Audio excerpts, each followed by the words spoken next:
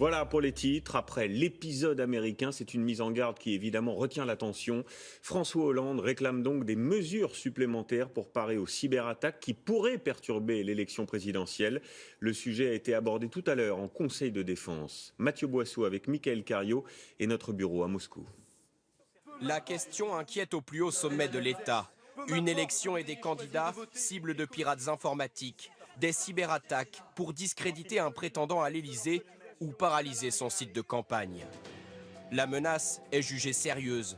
Dans un communiqué, François Hollande exige que lui soient présentées les mesures de protection et de vigilance prises à l'occasion de la campagne électorale.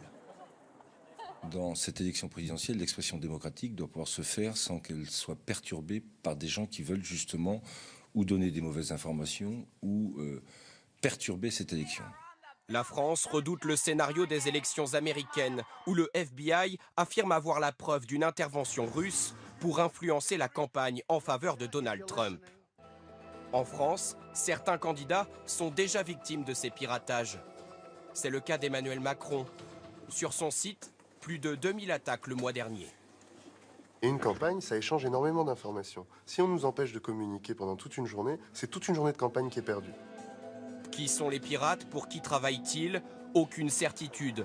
Mais dans l'entourage d'Emmanuel Macron, un pays est pointé du doigt, la Russie là encore. Parce que des médias russes, proches du gouvernement, relaient par exemple cette interview.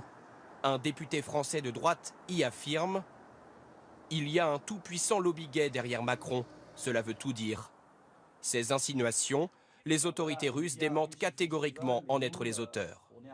Ces rumeurs, ces accusations prennent déjà le caractère un petit peu caricatural et absurde. Il n'y a aucune raison d'attaquer Emmanuel Macron. Nous sommes ouverts à toutes les forces politiques françaises. Des cyberattaques en pleine élection présidentielle, la France en a déjà connu.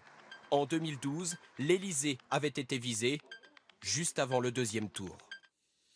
Bonsoir Stéphanie Pérez, on vous retrouve devant l'Agence nationale de la sécurité. D'abord, sait-on comment ces cyberattaques pourraient se matérialiser ?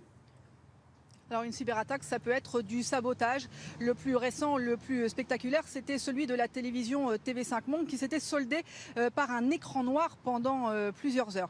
Une cyberattaque, ça peut être aussi le piratage de milliers de données confidentielles. On en a parlé, l'affaire des emails d'Hillary Clinton pendant la campagne américaine. Enfin, une cyberattaque, eh bien, ça peut être une opération pour nuire à l'image d'une personne ou d'un organisme en introduisant de façon virale de fausses informations. Et est-ce que la France est suffisamment protégée? A-t-elle les moyens d'y faire face?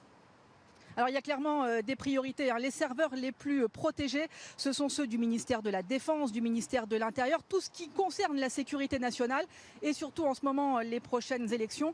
Selon nos informations, les experts sont déjà à pied d'œuvre pour sécuriser le système de décompte des voix. Mais il y a des failles. Il peut être facile ainsi dans certaines mairies de désorganiser les listes électorales.